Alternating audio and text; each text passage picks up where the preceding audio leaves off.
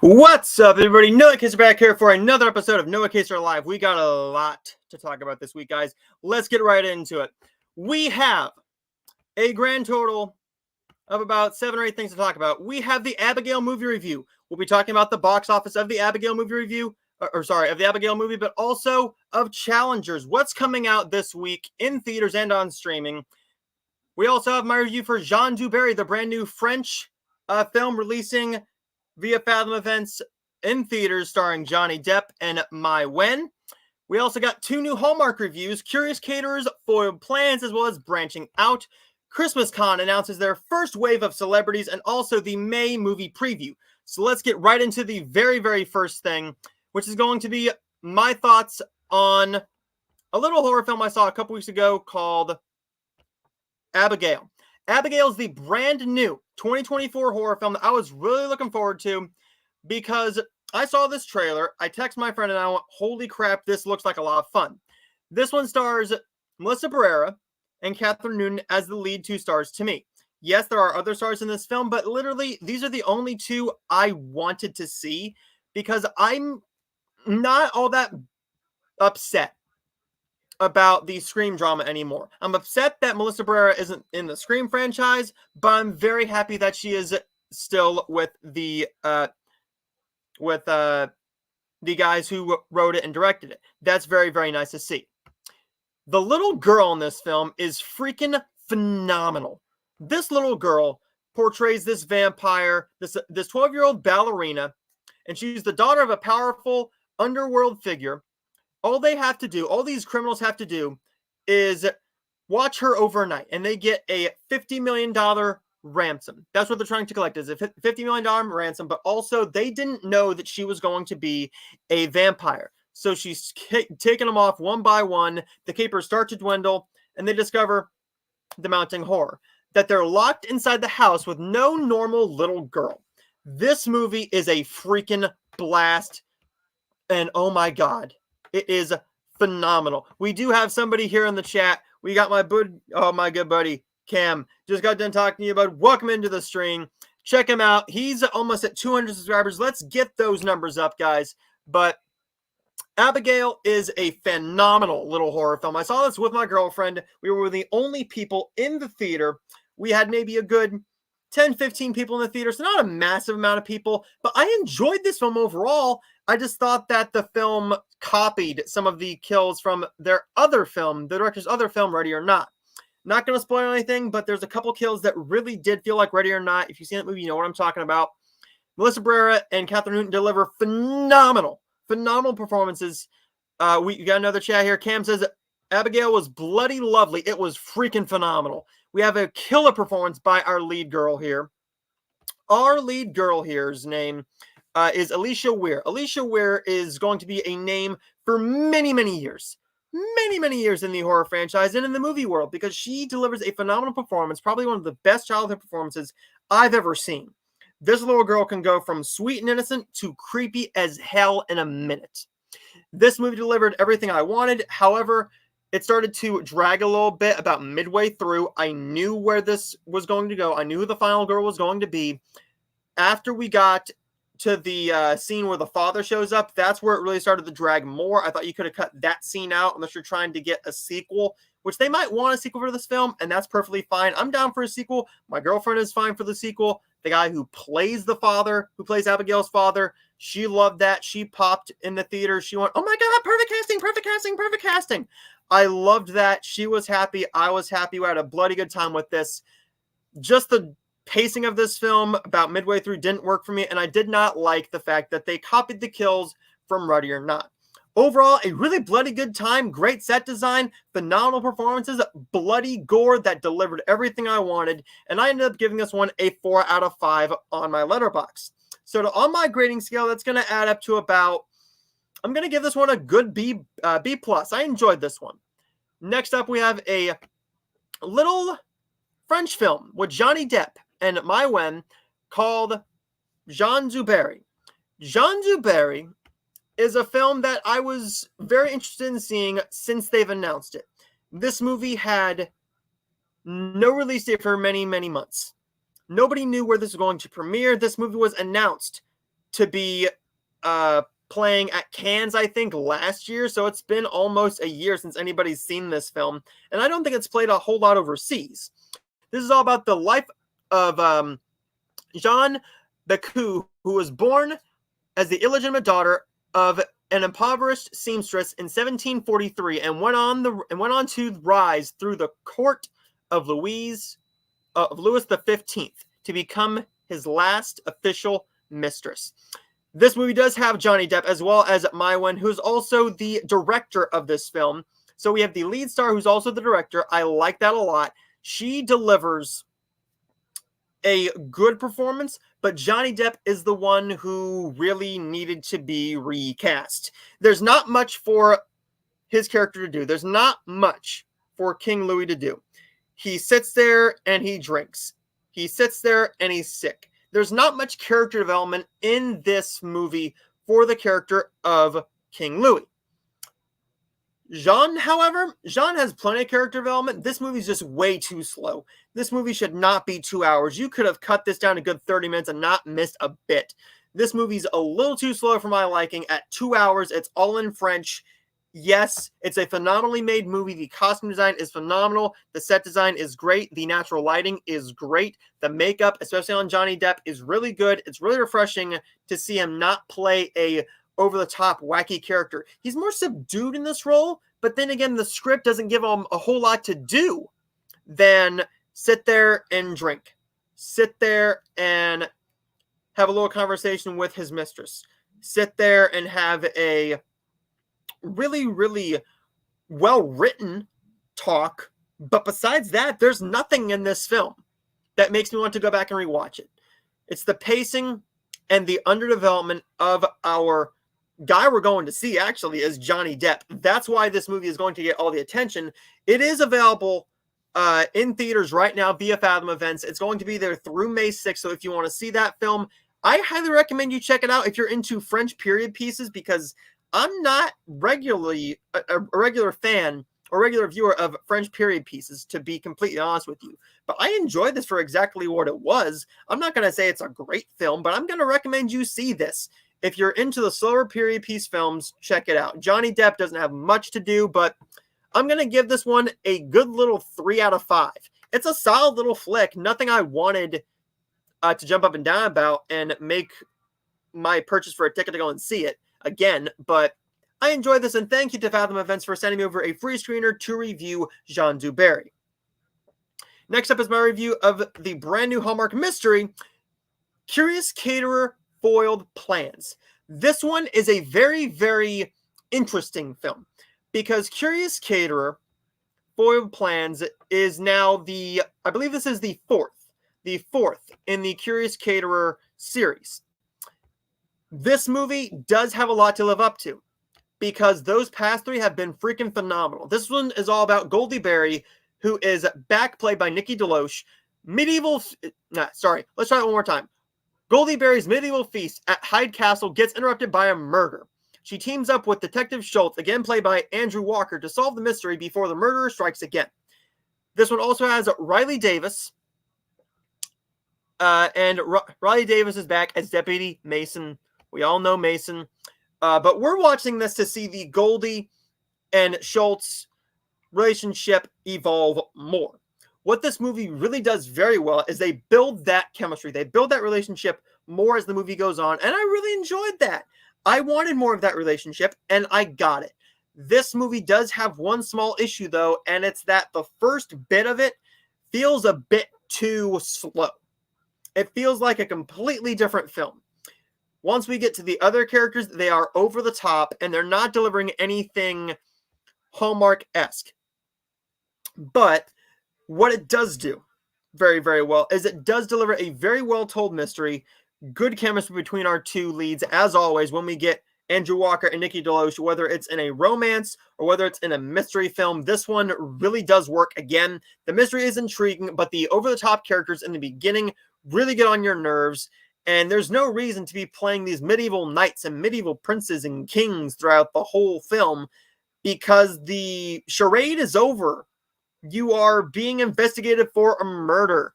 That's not what I want to see. I didn't know who did it. I had fun figuring out who did it, but this movie could have been a bit better. I think if you took out all the old-timey period piece talk, I thought that would have worked a lot better, but these costumes in here are phenomenal. Look at the stuff that let's say Andrew Walker's wearing. What Andrew Walker is wearing is great, especially what Nikki DeLoach is wearing. All the old-timey medieval clothes, looking like you're from the 1800s in olden times, wearing these big dresses and poofy sleeves. Those were phenomenal. I enjoyed that, but this movie could have been a lot better if it wasn't for the over-the-top acting from our... Well, see, I'm not going to say it's all bad with the over-the-top acting because it did fit, but it didn't fit the rest of the film. It fit the first 15 minutes because then the charm wore off for me as a fan of that. I'm a fan of like a Game of Thrones or a old-timey medieval dragon-like film. This movie does have that type of language in it, and I do enjoy that to a degree. But if you're not going to play that out for the rest of the film, then you kind of just wasted you wasted my time and you wasted the viewer's time by getting us invested in all this fun talking, creating this snappy dialogue that take us all the way back to olden times and something we're reading in a fantasy novel. I enjoyed that, but I'm just going to say this. If you're a fan of this film, that's awesome. I enjoyed it as well. I enjoyed it, but I'm not going to say it's a great film just because of the performances and everything else. It's a good little film, but just that little flaw did not work for me. And I did really enjoy the fact that we got a nice little... I'm not going to say it's a conclusion, but a nice little climax to the story between Goldie and Schultz. That was a nice little add-on there. I'm going to end up giving Curious Caterer Foiled Plans a 3.5 out of 5. I did enjoy this. I'm looking forward to our next mysteries, which I will get into in just a little bit, because we will be doing the May movie preview here in a little bit. But 3.5 out of 5 from me, gonna add up to about a B to a high B minus on my grading scale. I enjoyed the other ones more, but I'm looking forward to seeing what they do with a 5th film, because I do believe we will get a 5th film, and I think they've already talked about or shot a 5th film. So, next up is going to be my review for Branching Out. Branching Out is the brand new... I'm not going to call this a romance from Hallmark, because it's not really a romance film. This is pretty much a family story. This one stars Sarah Drew and Juan Pablo de Passe. I'm going to say de Passe. I could be wrong. But to help build a family tree, single mom Amelia tracks down her daughter's biological father. It becomes a journey of trust, love, and discovering the meaning of family. So, this movie does something that is very, very intriguing. We don't have anything in here that's too over the top for Hallmark. What we have here is a very well done story of family, and speaking about family trees, they do talk about the father who is a sperm donor, and that's how our lead character Sarah Drew got pregnant, I believe, was from a sperm donor. And that was really intriguing to me to be able to see that in a Hallmark film. I enjoyed this one. I believe this is the best film of the entire year from Hallmark. This film is funny, it's heartfelt, it's engaging, it's romantic, the chemistry is there. I don't got a single issue with this film besides the little issue that I have here. Okay, I know I didn't say I have very many issues, but I do have a small issue, and that as a critic watching this, I had a small issue with the Hallmark cliche. Yes, I know, the Hallmark cliche of the easily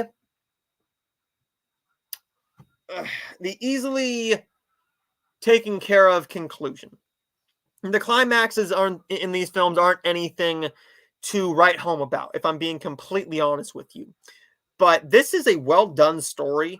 I think if you're a fan of just family films in general, I'm not even going to call this a Hallmark film. It's not even a Hallmark film. It has its Hallmark-isms, but this is a straight-up family film. Like a Three Wise Men and a Baby was a comedy. It Was Always You was a straight-up romance film that gave Hallmark fans and romance fans who watched it everything they wanted.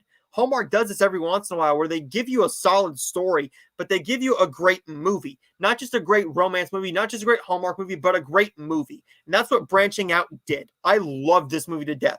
And I don't know if I'm going to be able to do this, but I almost give this a 5 out of 5. But the small issue of the great but also cliched conclusion that they could have changed up a little bit, I'm going to give Branching Out 4.5 out of 5 on my grading scale. Adds up to A minus. I really did enjoy this one. On a rewatch, as a Hallmark fan, this easily goes up to a 5 out of 5, but as a critic, this one is just going to get a 4.5 out of 5. I know.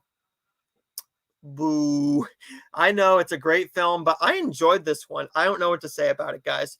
And I believe that's all my reviews for this episode.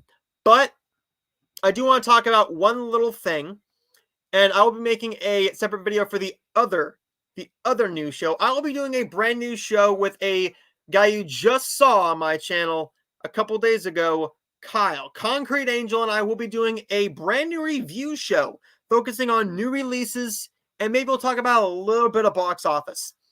This is going to be very intriguing because I'm used to doing the reviews on here, but we're going to be doing the reviews on there as well. I still might, I'm going to do this show, don't get me wrong, I'm still going to do the Noah Kaser Live every other week or so, but I don't know if I'm going to be able to call it movie review from that show. We will be doing a brand new show, and I got a brand new Hallmark show that I will be announcing very, very soon. I got clearance from my co-hosts. I had to get clearance from them about the name and everything else. So we got all that cleared and sorted out. This is something I'm very excited about because I'm looking forward to doing a brand new review show where it's only new releases. But if it's okay with Kyle, I will still be doing this show and be giving my single review of it, so I can have that on the channel as well. And if we want to cut those out and call them this movie review from this show, then we will. But that is everything for my reviews. But I do want to talk about a little bit of news in the Hallmark verse, and that is ChristmasCon has announced its first wave of celebrities. They've announced their first wave of celebrities, and let's get right into it, because this is something I'm very excited about. Me and my co-hosts look forward to ChristmasCon every year. I've never been. I look forward to seeing all the pictures. I know all the Hallmark stars, the people I've talked to, love it. The fans love it. Everybody goes every single year. But what we have here is a bunch of people. And I'm just trying to pull up the actual... I'm going to pull up the actual Instagram for it as well, so that I can show you this. Okay, so I will go through the list of what they have on the people.com that I have pulled up, and then we will go right to the fun task of going through Instagram and looking at everybody there, because they do have more people announced on here. So what they have here on people.com, let me switch this over. Take that down. Switch this over, and we will go to... Sorry, guys. I know a bit of a delay, but it's okay. So what we have here, Lacey Chabert's your headliner, along with Tyler Hynes, Andrew Walker, and more holiday movie faves are heading to ChristmasCon 2024. This was a People exclusive.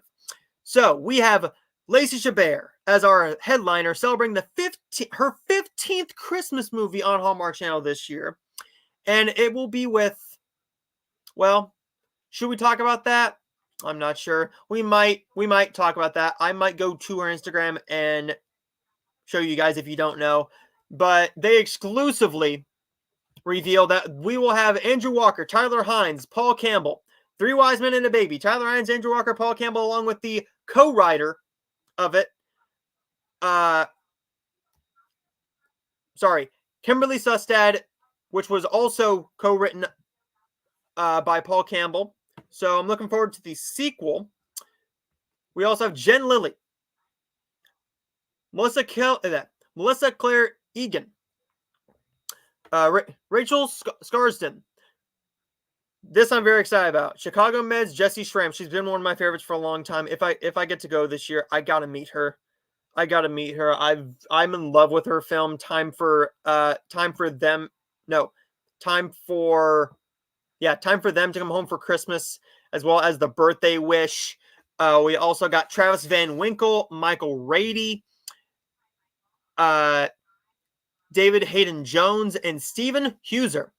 And of course, we can't talk about anybody else but the man himself, Santa Claus. That's exciting to have Santa Claus back. It's not Christmas without Santa. What are you talking about? But I kind of want to show this because I am very excited about this as well. I'm very excited about it. We're going to go to the Instagram. We're going to take a look at this because this is a very nice poster they put out. They don't have everybody on there, but that's okay. So there is everybody. Lacey Chabert is probably my favorite Hallmark star. There's not a single film from her I don't like. Tyler Hines is Hallmark royalty at this point. He is their main draw for the ladies. Not gonna lie, I'd love to get him on the channel to do an interview on the new podcast. Would love that. I'm gonna try and work that out. Paul Campbell, tremendous dude. I enjoy all of his films too. Andrew Walker does have a brand new summer film that we will be talking about when we do the June preview. Kimberly Sustad, Jen Lilly, Melissa, Rachel, Michael, Travis, David, Stephen, and Jesse. Will we get anybody else from Hallmark Christmas films? Because last year we got the stars from National Lampoon's Christmas Vacation. Will that happen again this year? I don't know. Maybe, maybe not. We'll see. But this movie really, really does give me... This announcement does give everybody what they want. We look forward to these announcements. We know we're going to get many, many more. I'm hoping we get a Cindy Busby. I'm hoping we start to get some directors in there. I'd love to get a Maxwell McGuire in there. I would love to get a Jason Bourke in there. I would love to get a Teddy Ingram in there. I'd love to get a Peter Benson in there. I'd love to get Peter Benson in there. Love to meet the people who direct these films as well as write and star in these films. Make this a bigger convention for the filmmakers as well, because I love talking to these guys. Jason and Max are great dudes. I like to think that we're slowly becoming friends because we respect each other's opinions. We know how the business works. It's a very hard business. It's hard to make a movie. Whether it's a Hallmark film or not, they're long hours. They work harder than anybody else. When the actors are not acting, it's the lighting crew. It's the gaffers. It's the makeup artists. It's the caterers. It's the directors. And some of those directors on some of the sets do get to help out in moving stuff to save time. But I just want to talk about that. And next up is going to be the May movie preview. I'm very excited to do the May movie preview because I look forward to all the new releases, especially now that I have a new review show coming up. But we will be going over the Hallmark stuff as well, don't worry. And we got a GAC film to talk about as well. So we're going to go into it right now. We will be talking about the new releases this week as well because this is Friday. As I'm live on YouTube, this is on a Friday. And I have already watched 2 of the new releases. So, I have already watched The Idea of You. A very, very good film, that's all I'm going to say so far. I'm not going to give my full review until next week. But I will... 3. We also have Jean Zuberry, which I did just review, as well as the brand new Netflix film Unfrosted. I just got done watching that before doing the live stream. But I will also be doing my review on the review show, or if I do my show next week, I'm not sure. I will have reviews for Turtles All the Way Down, as well as the brand new Hulu film Prom Dates. I do plan on going to see The Fall Guy with the girlfriend. It just depends on when we can, if she's feeling well. It kind of just depends. I will be giving my review of Dragon Keeper, because my theater got Dragon Keeper in instead of The Fall Guy. going on to the week in... Okay, let's just keep going. Here we go. We have the documentary of the Beatles, Let It Be, on Disney Plus on May 8th. There is a series dropping on Disney Plus that I do want to talk about, and that's Tales of the Empire.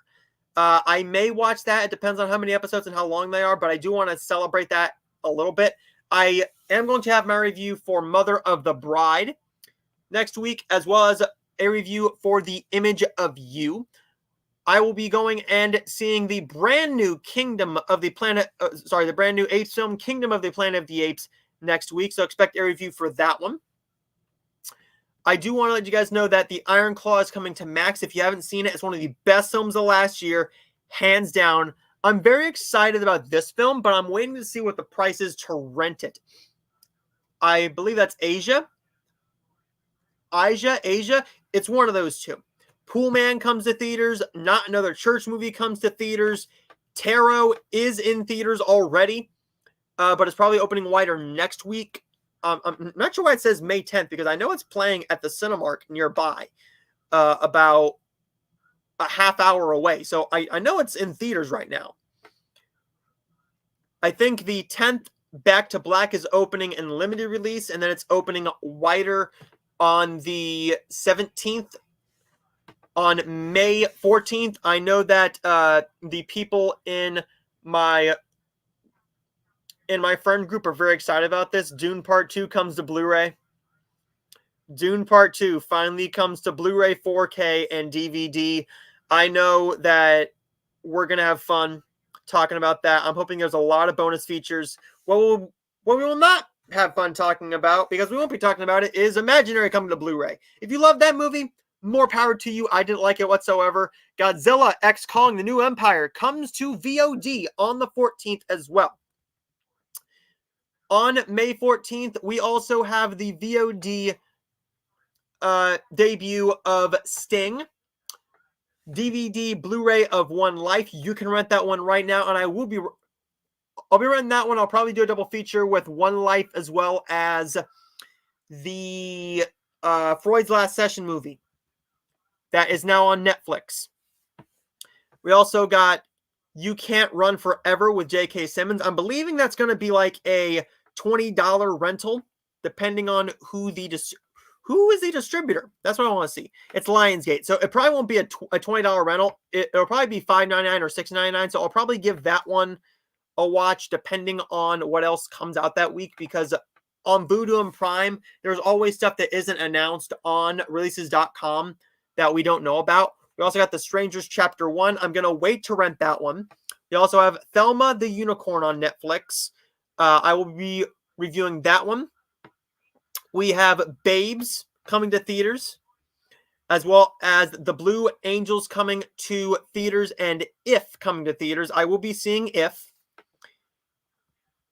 For all of you classic horror fans, all of you classic film fans, go and check out North by Northwest. It's probably a Fathom event, but check it out in theaters. I haven't seen it myself, but I'm looking forward to eventually seeing that. For you Hallmark fans, we do have a DVD coming for Betty's Bad Luck and Love. I will personally not be picking that one up myself, but more power to you if you want to. The Beach Boys, is this a documentary or is this a movie? Well, it's a documentary. I'll still probably check it out because I do enjoy multiple of the Beach Boys songs. I'm not going to lie, I do enjoy them. Where I first heard of them was on, of course, Full House. The Blue Angels is coming to Amazon Prime on the 23rd, along with the 24th. Coming to theaters is Furiosa, a Mad Max saga. Atlas is coming to Netflix, along with Garfield the movie. But I do want to go back up here and show you guys this one. There's no poster available for it yet. This is the Great American Pureflix film. So I think this debuts on the 20th. I think it debuts on the 20th on Great American Family. I could be 100% wrong. 100% wrong. But Atlas, Garfield the movie, Mr. Manhattan, along with Furiosa, a Mad Max saga. We also got In Good Hands 2, The Blue Angels. Let's keep going here. Anatomy of a Fall is coming to Blu-ray and DVD. I believe that is a Criterion Collection release. Blu-ray DVD release of the brand new Orlando Bloom film, Red Right Hand. So apparently the Beach Boys might be going to theaters on the 21st. Yeah, it's going to theaters on the 21st, and it's coming to Disney Plus on the 24th. Okay. Next up, a DVD for the Shark Plane film, No Way Up. I do have a review of that on Noah and Scotty Reviews. We did talk about that film. Not a very good film at all, so we'll not be picking that one up. Sasquatch Sunset. We do have a Blu-ray release for Sasquatch Sunset if you're interested in checking that one out, along with Arthur the King, which I look forward to renting when it goes to $5.99. I'm not going to pay $20 to rent it, but I'm looking forward to seeing that one once it comes out on Vudu for $5.99, along with Bob Marley, One Love comes to DVD and Blu-ray, along with The Bricklayer. I know that's been on Netflix for a little bit now. What is The Execution? The Execution is a four digital media film. Okay, cool. If you're interested in that one, that's amazing. Knox Goes Away, Laugh Proud, and to end off the month, we have In a Violent Nature, which is a horror film that is shot from the perspective of the actual killer. Jim Henson, Idea Man. I will be very interested in checking that one out. I'll have to see what the reviews are. This is the Disney film here. Young Woman and the Sea. Young Woman and the Sea is a brand new Disney film that got very little press, mostly because I don't think they believe in it a whole lot. I haven't seen any marketing for it whatsoever. I didn't even know this film was even coming out. It has Daisy Ridley in it. And how I found out about it is because of the John Campea show, who went to CinemaCon. He went to CinemaCon, and they showed them that this was coming out. It says it's a Jerry Bruckheimer film. Daisy Ridley, Stephen Graham, Jerry Bruckheimer films. Okay, so this will probably come to Disney Plus sooner or later, and I will check it out then. And is that it for the month of May? Is that it for the month of May? Oh, nope. We also have Robot Dreams. That was nominated for Best Animated Feature at the Academy Awards. We also have a horror film here called Deer Camp 86. That could be a lot of fun. I'm not going to lie. That could be a crap load of fun. It could be gory. It could be bloody. It could be low budget. But as long as it's fun, that's all that matters. We have Ezra. That is a film that I'm interested in checking out because it's Robert De Niro. I didn't know that it had this cast. Vera Farmiga and Whoopi Goldberg is in this as well. And Rose Byrne. Wow. Tony Goldwyn, and it's from Bleecker Street. I'm interested in checking that one out when it comes out to rent, because I don't think any of my theaters around me are going to get that. We have a Western here called The Dead Don't Hurt from Shout Studios. Viggo Mortensen is in that. I'm also interested in checking out what these two are. What are these? I Don't Know Who You Are from Dark Star Pictures. That's very interesting. And then we have Big Boys. Big Boys looks, it's a comedy. A teenage boy's unexpected crush turns a camping trip into a weekend of self-discovery in this heartwarming coming-of-age comedy from Dark Star Pictures. That could be very sweet. That could be a very sweet film. Check that out if you're interested when it comes out in limited cinemas. But that's everything, and we will do June at the end of May. So there's everything, guys, for the May movie preview. But we do have one more thing to look at. Actually, we have two more things to look at. Should I even do the what's coming out this week? I don't think I'll do the what's coming out this week, but I do have to talk about the Hallmark films coming out this month, because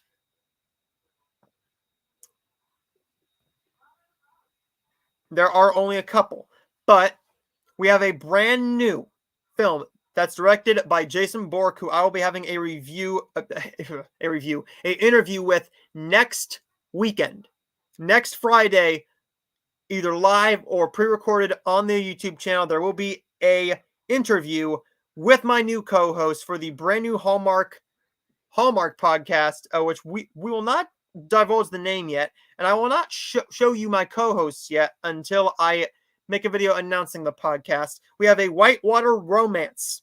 This one stars Benjamin Hollingsworth and Cindy Busby. I'm looking forward to that one. We also got Everything Puppies. This one, I have a hard time with her name.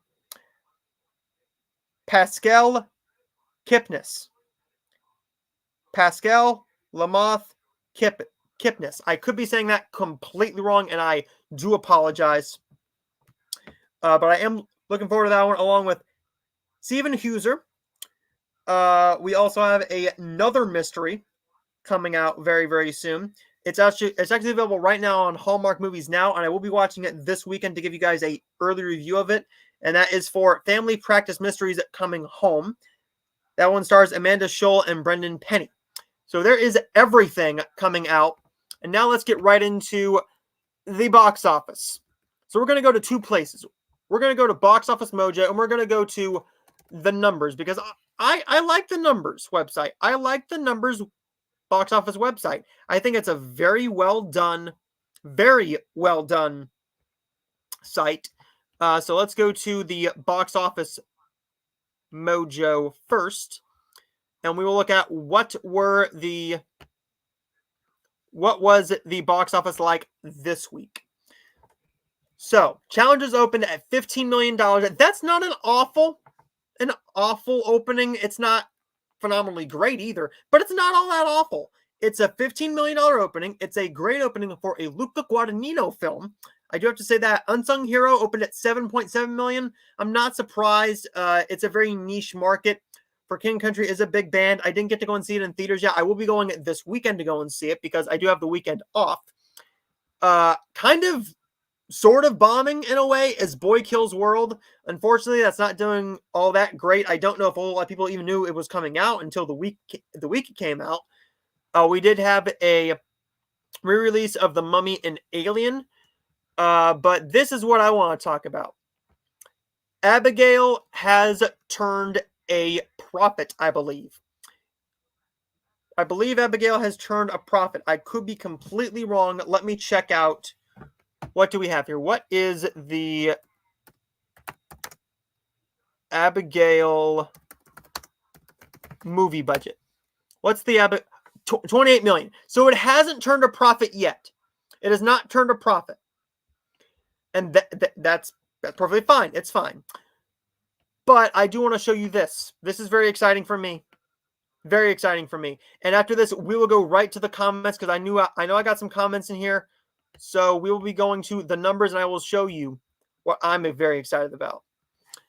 So we already know this. Let's take a look at Dune Part 2. This is exciting. It's broken $700 million. Why is that exciting? Well, if you look at the first Dune had terrible circumstances. Not an awful box office. $430.1 million is not a bad box office. It's a phenomenal box office. But it would have done more if they didn't put it on HBO Max. It has a bigger following now. Timothée Chalamet is a bigger star than he was due to Wonka and it being a family-based film. It made him a bigger star. And what we got here is this film earning over $200 million more. $270 million more dollars than its predecessor. This is the best film of the entire year, I think. This one's going to be hard to beat. I'm not going to lie to you. Dune Part 2 is going to be hard to beat. I wish I would have went to go and see it in theaters again because Dune Part 2 is a movie you needed to see in theaters. It's the cinematography, the acting, the storytelling, the visual effects, the score, the battles, the shadows, everything about that film is freaking phenomenal. The only issue I had with it is it felt a little bit too long. But this is a phenomenal box office.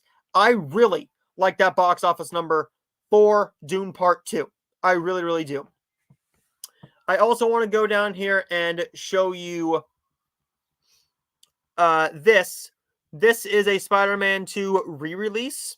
So if you didn't know what Sony is doing, they are putting all the Spider-Man movies back in theaters every Monday. One Spider-Man movie every Monday to celebrate. I believe it's what 25 years of Spider-Man. I could be wrong. 25 years of Spider-Man. Putting them all back in theaters. So if you want to go back and see them, definitely check it out. For someone who has not seen Godzilla X Kong yet, this is very intriguing to me that it's all, well, come on. That's already made $522 million. That's great considering what Godzilla X Kong had to put up with the same thing that Dune did. Dune had the same thing happen to it with the HBO Max and everything. Looking at this box office, if it would come up. Okay, it's not wanting to listen. There we go. Godzilla vs. Kong. Godzilla vs. Kong opened. It did $449.4 million. Almost $450 million. When it went to theaters and HBO Max. I got to see Godzilla vs. Kong in theaters. I had to switch theaters. I was being very cautious because of the COVID. But this is a phenomenal result for them. We will definitely be getting more in this. And from what I've heard, this is a very fun film. It goes bonkers action. I'm not going to go into any more than that because I might rent it very, very soon once it comes out on the 14th. It depends on my paychecks. But we will see. And that is pretty much it, guys. I don't really want to bring up the movies that have bombed in a way. But yeah, there is everything, guys. Like and subscribe if you're new. And check out my brand new shows coming very, very soon. Like and subscribe. But first, I want to go to the comments very, very quickly. Oh, give me just a second.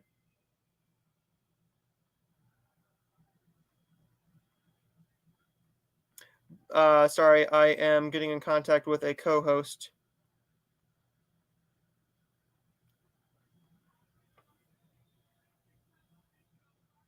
Sorry.